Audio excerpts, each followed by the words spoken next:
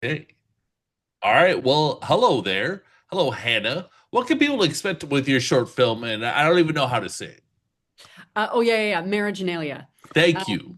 yeah, no, it's okay. That title actually, which is based off of marginalia, which has to do with which means the little notes you take in the margin of things. So marriaginalia being like a play on that, which the editor's wife came up with.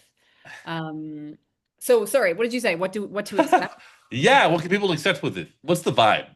Oh my God, the vibe. Okay, well, first of all, it's very short. The shortest short at TIFF. But it is otherwise it's unhinged. It's a little off kilter.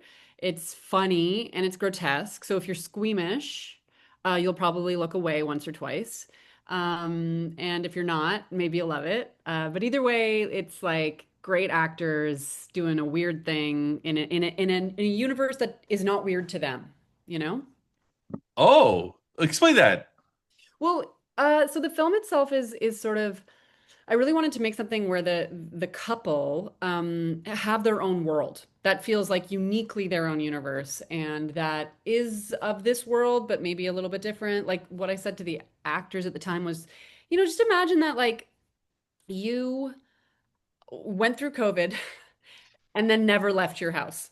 Like, just imagine that the two of you just continued in isolation and then from there kept on, yeah, just like kept on with that until it became a little more tighter and insular and stranger. So, to anybody watching, it seems bizarre, but to them and their experience of it, it's totally normal. Does the term magical realism, I think, apply to this? I don't think it does. No, I Okay. mean, yeah, like I'm not. I admire magical realism from afar, but I'm not someone who's interested in creating magical realism. Um, so no, this is more. This is just like a weird reality, but that it's treated as their reality, like it's true. Right. Okay. All right. I You're think I all, misunderstood magical realism, but that's something for me and Google to figure out. So okay, let's talk about you. Talk about TIFF. How many times have you been to TIFF? How do you describe your relationship with the festival? um, I would describe it as, man, by the way, I'm really going to think about magic realism because it's not magic realism. Um, Okay. Well, you can address that first if you want. Yeah, yeah, sure. I feel like, okay, so magic realism feels to me like it's got a kind of like playful, um, a flight of fancy that's born in a real world that sort of elevates out of that real world for the person to experience it, but the person is rooted in the real world. Whereas these people are rooted in a world that has its own rules already. Okay. So it's sort of I would call it a heightened reality, but I wouldn't call it magic realism. Okay. That makes a lot of sense to me. I was now it all makes sense. Forget Google. I don't need this. I'd Mhm. rather a person tell me. That's You can go for beautiful. it. I don't care. But okay, we'll say you're like second cousins with magical realism here, maybe. That's Is fine by that me. is That's that fine. okay? Okay, second cousins. It's Yeah. distant Yeah. enough. Okay. Yeah. All right. But yeah, Y- TIFF. yeah. So for TIFF, like this is my second film showing at TIFF that I've written and created and produced. But I've also been in it as an actor uh, three times, I think. Yeah, two feature films. Like the first one, I think about 10 or 11 years ago, which was an Ingrid Benninger film. I think in 20, so what is it? We're in 2025, so like 2015 or something, 2014. And then 2 years ago, Hey Victor, which was an Indigenous mockumentary, where I was the co-star, and then a short film called Volcano by Karen Kitschak, with Jess Salguero, probably like pre-pandemic, so probably like 2018 or something, I think. Yeah. Yeah. Geez. And when you Yeah. say you have a great relationship with Tiff, it's sort of generally positive or somewhere in between there? No, I think I have a good, great relationship with Tiff. Like um, I don't know. It's like I'm so glad that we continue to have a top film festival in Toronto. Like it's so important culturally for the city. And I feel like I've been really embraced in certain ways as a filmmaker and as a performer in the city here.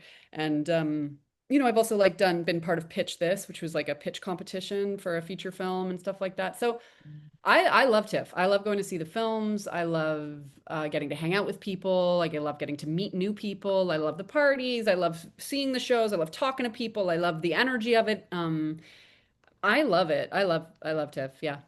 Yeah, great. I love TIFF too. Yeah. Do you have a favorite shot of this short? Woof. I do, but if I tell you, it's going to give away some of the, Oh, in a 3.5 minute short, you gotta right. hold your cards close. All I'll say though is like, okay, I'll say the very first shot that everyone will see, and I think you can see it easily. It doesn't give anything away. The first shot of Kayla Lorette in her medium wide. She's doing something at a little desk with a watch, and she turns around to look at Rod, and she's wearing a pair of skin-colored control top tights with tidy whities underneath. And just seeing that and seeing her shirt tucked into it and her makeup and hair done, I'm in love. I'm in love. Hey, I think that helps give a sense of things as well. Yeah, big time. Yeah, yeah, yeah. I mean, the visual world is definitely evoking its own tone in this film. Yeah. Okay, it's his own tone, but who inspired you to go absurd? Were there a group of filmmakers? Was there one filmmaker? Yeah, I don't know if there's one filmmaker necessarily. I mean, I've always loved absurd humor and for a bunch of reasons and from a bunch of different filmmakers and from a bunch of plays and from a bunch of writers. And I love comedy. So for me, what I think of like right now I'm adapting this into a feature film. And the filmmakers I'm thinking of when I'm doing that, which is I think tying back to your question, is oh my God, sorry. Yorgos Lanthimos, Killing of a Sacred Deer. I think also Dogtooth, which is another one of his. Um, Swallow, which is a film. Oh, I love Yeah, Swallow. yeah, me Yeah. too. Love that film. Also, even elements of like, at least for the feature film now, like Eraserhead and the substance. So like, I'm pulling from a lot of sources here, but for this one, I think probably, if anything, and again, I wasn't really thinking of a particular filmmaker's work when I made this thing. I was thinking more of just like making sure the world felt airtight. Um, would probably be Lanthimos, probably. Yeah, Nice. yeah, I love that. That's yeah, great. Okay. Yeah, Yorgos. yeah. So do you plan on I guess this is an obvious question, especially after what you just said. Do you plan on getting a feature film into a feature TIFF? Yes, I mean, yes, I would love to. So I'm actually right now, like I had a film, my first short at TIFF was 5 years ago. It was called Succor, Succor. And it's a great short. It did well. And I developed it as a feature film and tried to work with my US producers to get funding down there. We're now going into like we're part of the International Financing Forum at TIFF this year. So we're going to go out with Mike McMillan here in Toronto, Lulu Wong in LA, and Jen Blake in LA. Those are my producers and executive producers. And we are trying to take that short film, that's now a feature film script, and get the financing to try and turn it into a feature film, ideally shooting next year. So that's definitely been on the docket for a number of years. Like I finished writing, a really punch up draft probably like 2 years ago at this point. And then this one, yes, I'm like literally today I was quick, writing, I'm on page 13 and have my outline and my synopsis and my beat sheet and getting some pitch documents together for TIFF, that kind of a thing. Oh yeah, that's great stuff. And so I'm in the city of Ottawa right now, and you did a show here called Surreal Estate. What was that like? Yeah. Oh, that's so cool that you're there. Yeah, that was great. So Surreal Estate, I came in for season three.